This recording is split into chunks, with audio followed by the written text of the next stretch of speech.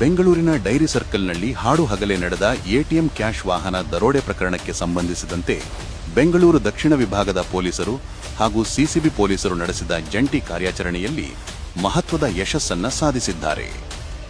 ಈ ಪ್ರಕರಣದಲ್ಲಿ ಭಾಗಿಯಾಗಿದ್ದ ಉಳಿದ 6 ಆರೋಪಿಗಳನ್ನು ಪೊಲೀಸರು ಬಂಧಿಸಿದ್ದು, ಅವರಿಂದ 1,45,00,000 ರೂಪಾಯಿ ನಗದನ್ನು ವಶಪಡಿಸಿಕೊಂಡಿದ್ದಾರೆ.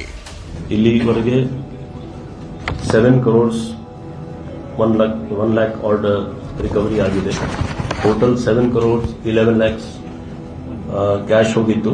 ಆ ಪೈಕಿ ನಮ್ಮ ಪೊಲೀಸ್ ಅವರು ಎಂಟೈರ್ ಡಿಸಿಪಿ ಸೌತ್ ಅವ್ರದ್ದು ಟೀಮ್ ಮತ್ತೆ ಸಿಸಿಬಿ ಅವ್ರದ್ದು ಟೀಮ್ ಸೇರಿ they have done N excellent work. Case ಆಗಿ ರೆಕಾರ್ಡ್ ಟೈಮಲ್ಲಿ ಮತ್ತೆ ಆಲ್ಮೋಸ್ಟ್ 98.6% ರಿಕವರಿ ನಮ್ಮ ಪೊಲೀಸ್ ಆಫೀಸರ್ಸ್ ಮತ್ತೆ ಮೆನ್ ಅವರು ಕ್ರೈಮ್ ಟೀಮ್ ಎಲ್ಲ ಸೇರಿ ಮಾಡಿದ್ದಾರೆ.